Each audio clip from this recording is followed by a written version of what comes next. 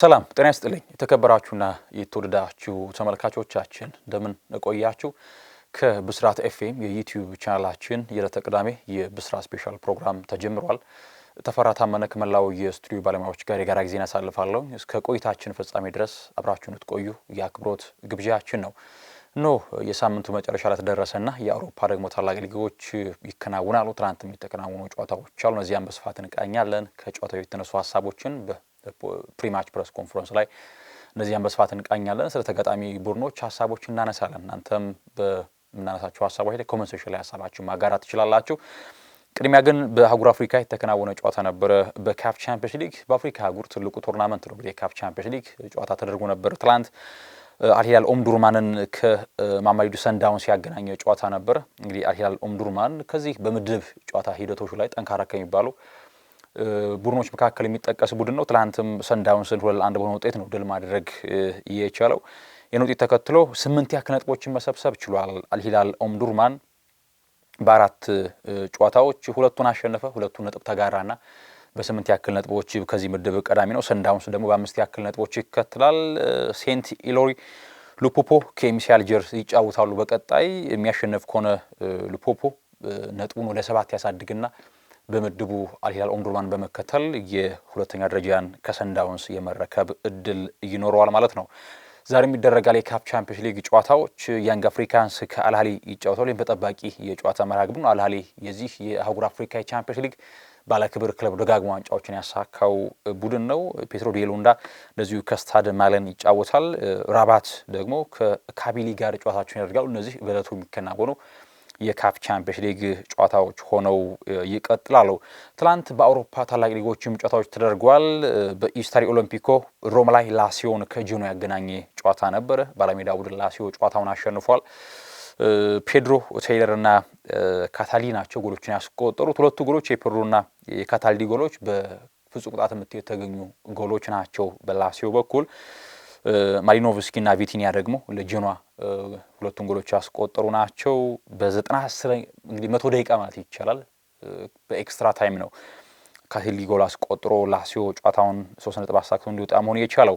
ሌላኛው ካታሎኒያ ላይ በስፔን ላ ሊጋ ኤስፓኞልን ከዲፖርቲቮ አላቬስ ያገናኘ ጨዋታ ነበር። እንግዲህ ኤስፓኞል በተለይ በካታሎን ደርቢ ከባርሴሎና ጋር ከሳምንታት በፊት እስኪገናኝ ድረስ በጣም ሞመንተሙ በጣም ጥሩ የሚባል ነበረ። ከዚያ ሽንፈት በኋላ ግን ደጋግሞ ነጥቦችን የሚያንጠባጥብ ክለብ ሆኗል ኤስፓኞል። ትላንትም በሜዳው በዲፖርቲቮ አላቬስ 2-1 በሆነ ውጤት ነው ሽንፈት የገጠመው። ጀርመን ላይ ኮሎኝን ከቮልስቡርግ ያገናኘ የጨዋታ መርሃ ግብር ነበር። ባለሜዳው ቡድን ኮሎኝ ጨዋታውን 1-0 አሸንፎ መውጣት ችሏል። ሌላኛው በፍራንስ ሊግ ሬሲንግ ክለብ ደ ሎንስ ከሉአቭረ ተጫውቶ ነበር። እንግዲህ ሎንስ ዘንድሮ ካስገረመን የፍራንስ ሊግ ቡድኖች መካከል ቀዳሚ ነው። ሊጉንም ሲመራ ነበረ። እርግጥ ነው ባለፈው ጨዋታ በኦሎምፒክ ዲ ማርሴ ሽንፈት ገጥሞት ነበር። በዚህ ሳምንትስ በሜዳው የሚያደርገውን ጨዋታ በምን መንገድ ይወጣል የሚለው ተጠባቂ ሁኔታ ነበረ። ሎንስ ትናንት አሸንፏል ሉአቭረን። በሩበን አጉላር ብቸኛ ጎል ነው ሬሲንግ ክለብ ደ ሎንስ ጨዋታውን አሸንፎ 3 ነጥብ ማሳካት እየቻለው። ድሉን ተከትሎ አሁን ለጊዜው ፓሪስ ሰን ጀርማን እስኪጫወት ድረስ የፍራንስ ሊግን በቀዳሚነት መምራት ችሏል ሎንስ። እናም ከሽንፈቱ በቶሎ ነው ማገገም እየቻለው፣ ወደ ቀደመ ሪትሙ መመለስ ችሏል ማለት ነው። ሌላኛው በሳውዲ ፕሮ ሊግ አልካውድን ከአልናስር ያገናኘ ጨዋታ ነበረ። አልናስር ወደ ድል የተመለሰባቸውን ሳምንታቶች ስንመለከት ነበር። ትናንትም ከሜዳ ውጭ 3-0 አሸንፏል። ክርስቲያኖ ሮናልዶ፣ ሲማካንና ኪንግስሌ ኮማን ናቸው ለአልናስር የአሸናፊነት ጎሎችን ማስቆጠር የቻሉት። ድሉን ተከትሎ አሁን የጥሉነቱን አጥቧል። አልሂላል ከሰሞኑ ነጥቦችን እየጣለ 2 ተከታታይ ጨዋታዎችን ባቻ ውጤት አጠናቋል። አልሂላል የዚህ የሳውዲ ፕሮ ሊግ መሪ አልናስር አሁን ላይ የነጥብ ወደ 3 ማጥበብ ችሏል። በቀጣዮቹ መርሃ ግብሮች ላይ እንግዲህ ጨዋታዎቹ እጅግ ይጠበቃሉ።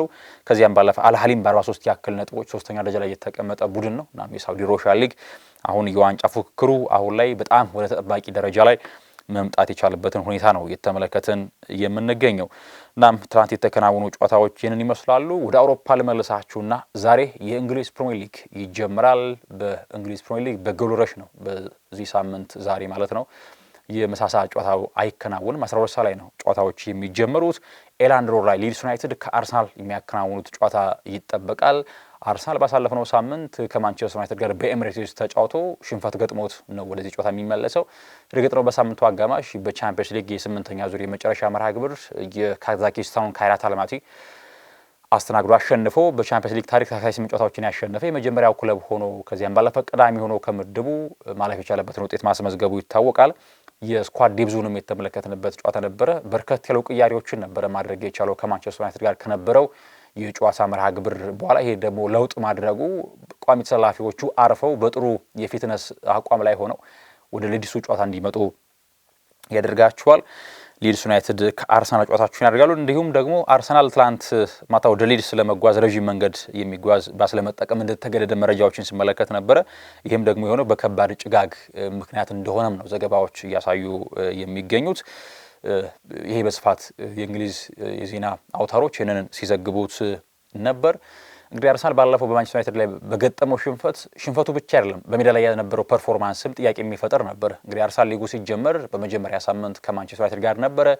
ብዙ በተፈተነበት ጨዋታ በእንቅስቃሴም ጥሩ ባልነበረበት ጨዋታ 3 ነጥብ አሳክቶ ከሜዳ መውጣት ቻለ። ከዚያም በኋላ ብዙ መደናቀፎች ነበሩ። በአምናው ሻምፒዮን ሊቨርፑል ተሸነፈ። ነገር ግን ኒውካስልን ካምባክ አድርጎ ካሸነፈ በኋላ ወደ ሞመንተም መምጣት ችሎ ነበር። አርሰናል በእንቅስቃሴ የሚያምር ድሎችን የሚፈጥር ከዚያም ባለፈ በየትኛውም ጨዋታዎች ላይ በሊጉ ሲጫወት ለማሸነፍ ቅድመ ግምት የሚሰጠው ቡድን ይመስል ነበረ።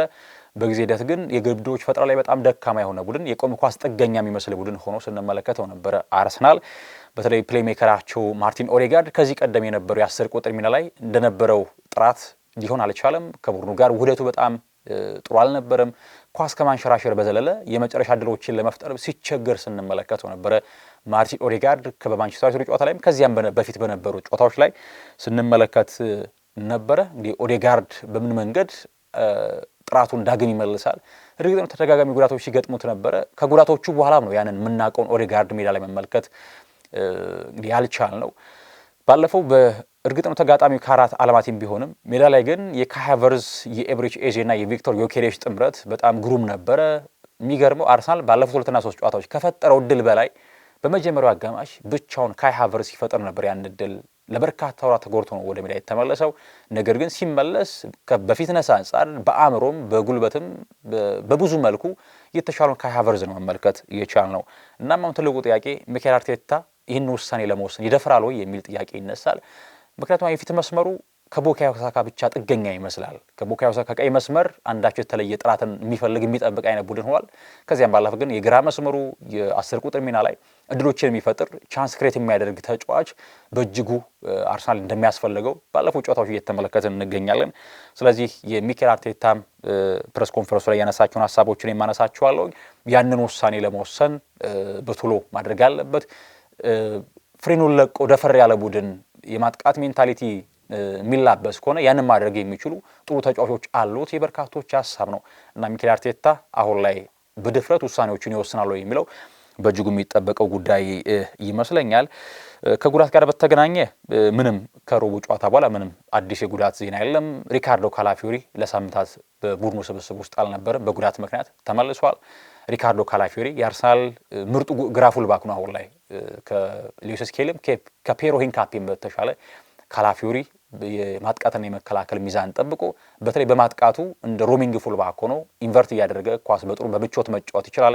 በተለይ ለአርሰናል ኮምፓክቶን የሚከላከል ቡድን ሲገጥሙት በጥሩ የቁጥር ብልጫ እንዲያገኝ ያደርጋቸዋል። ጠጋ ብሎ ፋይናል ተርድ ላይ የመጫወት ጥራት ስላለው ሪካርዶ ካላፊዮሪ በጣም በጎ ነገር ነው። ዩሪየን ቲምበርና ዊሊያም ሳሊባ አልነበሩም ከካሪያት አለማቲ ጋር በነበረው ጨዋታ በውስን የህመም ምክንያት።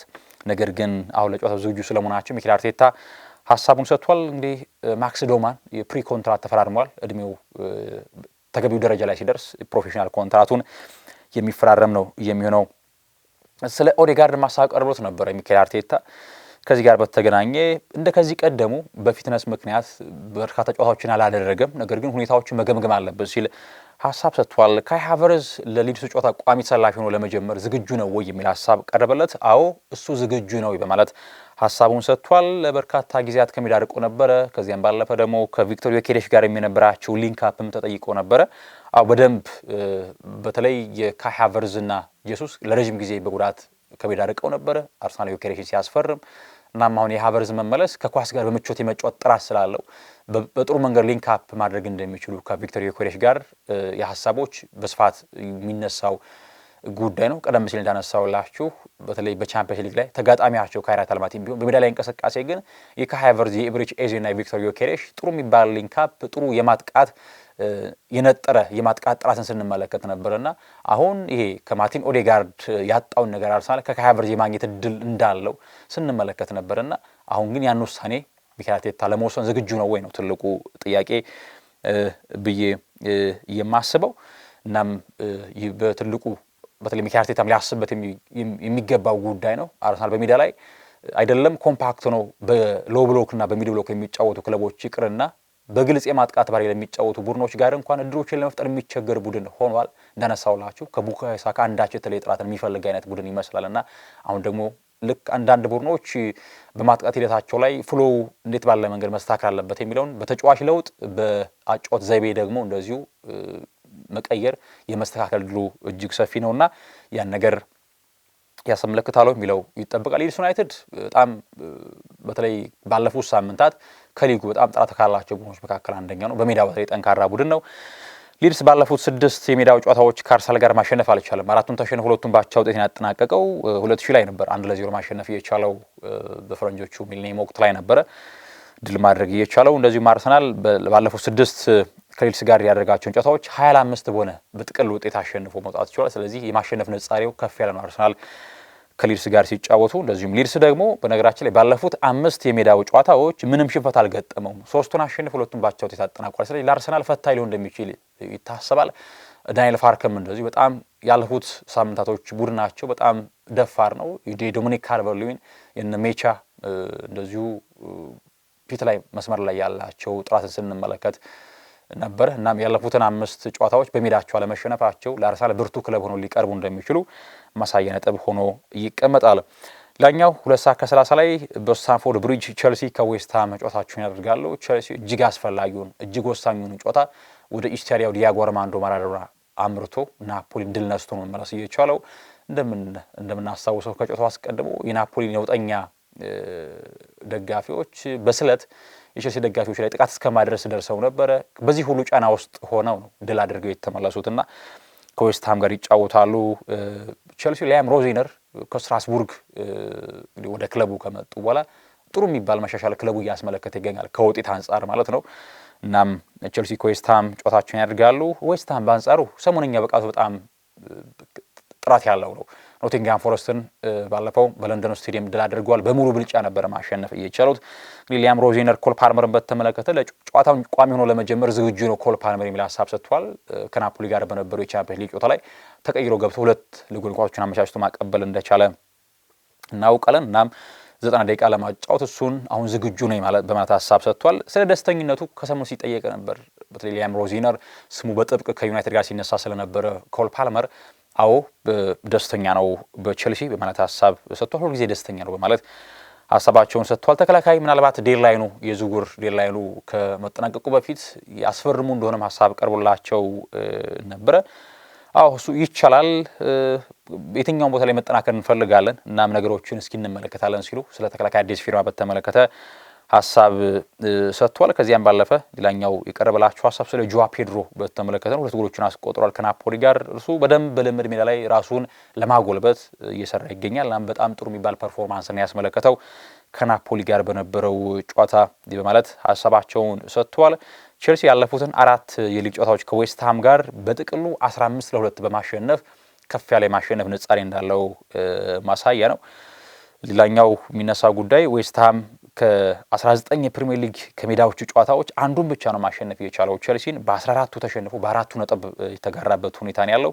2019 ላይ ነው 1-0 ማሸነፍ የቻለው። ቸልሲ የሚገርመው በ59 የሊግ ጨዋታዎች ከዌስትሃም ጋር 109 ጎሎችን ማስቆጠር ችሏል። ይሄ በጣም ትልቅ ቁጥር ነው። ቸልሲ ከዌስትሃም በተሻለ በርካታ ጎሎች ያስቆጠሩ በ67 ጨዋታዎች 122 ያክል ጎሎችን ከስፐርስ ጋር ሲጫወት በነበረበት የጨዋታ መርሃ ግብር ነው። ሌላኛው ሊቨርፑል ከኒውካስል ይጫወታሉ። በአንፊልድ የሚከናወነ ጨዋታ ነው። በአንደኛ ሳምንት እንደምናስታውሰው በአንደኛ ሳምንት ሳይሆን በሊጉ የመጀመሪያ ሳምንታት ላይ ሴንት ጄምስ ፓርክ ላይ ኒውካስል ከሊቨርፑል ባከናወኑት የጨዋታ መርሃ ግብር የድራማዊ ክስተት ስንመለከት ነበር። የንጉሙሃን የመጨረሻ ደቂቃ ጎል ይጠብቅ ነበረ የመርሳይዶ ክለብ ሊቨርፑል 3 ነጥብ ለማሳካት። እናም ሊቨርፑል በሜዳው ከኒውካስል ይጫወታሉ።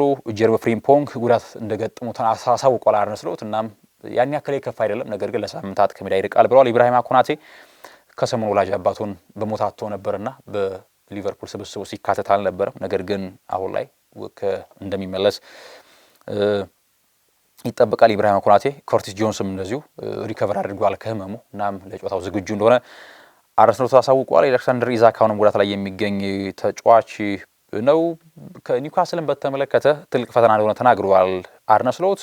ምክንያቱም ሁለቱም የሚጫወቱት ቻምፒየንስ ሊግ መድረክ ለመሳተፍ ነው። ስለዚህ በእያንዳንዱ የሜዳ ላይ እንቅስቃሴ ላይ ጥንቃቄ ማድረግ አለብን ብሏል። ከኳራባግ የተሻለ ቡድን ነው ኒውካስል፣ ስለዚህ ብርቱ ፈተና ይጠብቀናል ሲሉ ተናግረዋል። ሊቨርፑል ባለፉት 18 የፕሪሚየር ሊግ ጨዋታዎች ከኒውካስል ጋር ምንም አልተሸነፈም። ይህ በጣም ትልቅ ውጤት ነው። 13ቱን አሸንፏል፣ በ5ቱ ነጥብ ተጋርተዋል። እንግዲህ ኒውካስል ብዙ የሊጉ ጠንካራ ክለቦች የሚፈትን የሚያሸንፍ ቡድን ነው። ነገር ግን ሊቨርፑል ላይ አቅም ይከድባል። እናም ሊቨርፑል ከፍ ያለ የማሸነፍ ንጻሪ ያለው ኒውካስል ባለፉት 29 የፕሪሚየር ሊግ ጨዋታዎች ከሜዳ ውጭ ለማሸነፍ እጅግ ተቸግሯል። በ24ቱ ተሸንፏል። በሊቨርፑል በ5ቱ ነጥብ ተጋርተዋል። ይህ ምን ያክል ሊቨርፑል የበላይ እንደሆነ ኒውካስል ላይ ማሳያ ነጥብ ሆኖ ይቀመጣል። እናም እንዳልኳችሁ ቋራባግን ግማሽ ደርዘን ጎል አስቆጥሮ ነው ሊቨርፑል የሚመለሰው። ኒውካስልም ወደ ፓርክ ዲ ፕራንስ አመርቶ ከፓሪስ ሰን ጀርማ ጋር ነጥብ ተጋርቶ የፕሌይኦፍ ቻምፒየንስ ሊግ ውስጥ ገብቶ ነው መምጣት የቻለው። እናም ከሊቨርፑል ከኒውካስል ይጫወታሉ። 12 ሌላው ሞሊና ላይ ወልቭስ ከቦርንመዝ ይጫወታሉ። ብራይተን ኤንድ ሆቭ አልቢዮን ከኤቨርተን ሌላኛው የዕለቱ የፕሪሚየር ሊግ የጨዋታ መርሃ ግብር ሆኖ ይቀጥላል። ሌላኛው በስፔን ላ ሊጋ ሪያል ኦቬዶ ከጂሮና ይጫወታሉ። ኦሳሱና ከቪያሪያል የሚደረግ መርሃ ግብር አለ። ቫሌንሲያ ላይ ሌቫንቴ ከአትሌቲኮ ዲ ማድሪድ ይጫወታሉ። አትሌቲኮ ማድሪድ እንደዚሁ አስደጋች ሽንፈት ነበር ገጥሞት የመጣው። በቦዶ ግሊምት በሜዳው ተሸንፎ ነው ፕሌይኦፍ ውስጥ ገባ። ድል ቢያደርግ ኖሮ 8 ውስጥ የመግባት እድሉ ሰፊ ነበረ። ኤሊቼ እንደዚሁ ምሽት 5 ላይ ከባርሴሎና ጋር ይጫወታሉ። ባርሴሎና ባለፈው ከኮፐንሃገን ጋር ከመምራት ተነስቶ አሸንፎ ምርጥ 8 ውስጥ ገብቶ ነው ከቻምፒየንስ ሊግ ወደዚህ የሚመለሰው። ፔድሪ አሁን ጉዳት ላይ የሚገኘው የብሉግራናዎቹ ተጫዋች ነው። ነገር ግን ከሰሞኑ የፌርሚን ሎፔዝ እንደዚሁ የተለየ ጥራት ስንመለከት ነበረ። በስኩዴቶ ደግሞ ፒዛ ከሳስወሎ ይጫወታሉ። ኔፕልስ ላይ ናፖሊ ከፊዮሬንቲና ጨዋታቸውን ያደርጋሉ። የኮንቴው ቡድን ናፖሊ ካለፈው ውድድር ዓመቱ በጣም የወረደ ብቃት ነው ዘንድሮ ያስመለከተ የሚገኘው። ፊዮሬንቲናን በተመሳሳይ የሊጉ ከደካማ ክለቦች መካከል አንዱ ሆኗል። ካግሊያሪ ከኤላስ ቬሮና ይጫወታሉ። በቡንደስሊጋው ኦግስቡርግ ከዛንከትስ ፓውሊ፣ ሆፈንሃይም ከኡኒየን በርሊን፣ ቨርደር ብሬመን ከቦሩሲያ ሞንቸንግላባህ፣ ሬድ ቡል ሌፕዚግ ከሜንዝ ይጫወታሉ። ኢንትራክት ፍራንክፉርት ከባየር ሌቨርኩሰን ሌላኛው መርሃ ግብር ነው። ሃምቡርግ ደግሞ በሜዳው የሊጉን ጠንካራውንና መሪውን ባየር ሙኒክ ይገጥማል። ዘንድሮ ቡንደስሊጋውን ሙኒክ በተደላደለ መንገድ የማሳካት ቅድመ ግምትም አለው ጥራትም አለው። በተለይ አዳዲስ ፈራሚዎቹ የነ ማይክል ኦሊሴ የነ ሉዊስ ዲያዝ ጥራት በጣም እየጎመራ ነው የመጣውና ለባቫሪያኖቹ ውጤትም ማማር አስተዋጽኦአቸው የጎላ ነው። ባየር ሙኒክ ከሜዳ ውጭ ሃምቡርግን ይገጥማል። በእለቱ በፍራንስ ሊግ ፓሪስ ፉትቦል ክለብ ከኦሎምፒክ ዲ ማርሴ ጨዋታቸውን ያደርጋሉ። ሮቤርቶ ዲዘርቤ ፕሌይኦፉን መግባት አልቻሉም በቻምፒየንስ ሊግ። በተለይ የመጨረሻ ደቂቃ ቤኔፊካ የግብ ጠባቂው የግንባር ኳስ አሰናብታቸዋለች ከቻምፒየንስ ሊግ እና ዲዘርቢ ደብዳቤ ስለማስገባታቸው ከኦሎምፒክ ዲ ማርሴይ ለመልቀቅ ፉት መርካቶ ሲዘግብ ነበር። እንግዲህ ዲዘርቢ ጥሩ አቅም ያላቸው ሰው ናቸው። ነገር ግን በኦሎምፒክ ዲ ማርሴይ በፈረንሳዩ ክለብ ስኬታማ ጉዞ ማድረግ አልቻሉም። ከፓሪስ ፉትቦል ክለብ ይጫወታሉ። ሎሪዮ ከናውንት ሌላኛው መርሃ ግብር ነው። ሞናኮ ከስታድ ሬነ የዕለቱ የማሳረጊያ የፍራንስ ሊግ ጨዋታ ሆኖ ይቀጥላል ማለት ነው። ቆይታችን ይመስል ነበረ። በእንግሊዝ፣ ስፔን፣ ጣሊያን፣ ጀርመን፣ ፈረንሳይ የሚከናወኑ ጨዋታዎች አሉ። እንዲሁ ደግሞ ከ11 ሰዓት ጀምሮ በተወዳጁ ጣቢያ ብስራት ኤፍኤም 101.1 ተጠባቂ ጨዋታዎች ወደ እናንተ በቀጥታ የሚደርሷችሁ ነው የሚሆኑ መከታተል ትችላላችሁ። ተፈራ ታመነ ከመላው የስቱዲዮ ባለሙያዎች ጋር ጋዜና አሳልፍ ያለውን ሰናይ ጊዜን ተመኘው።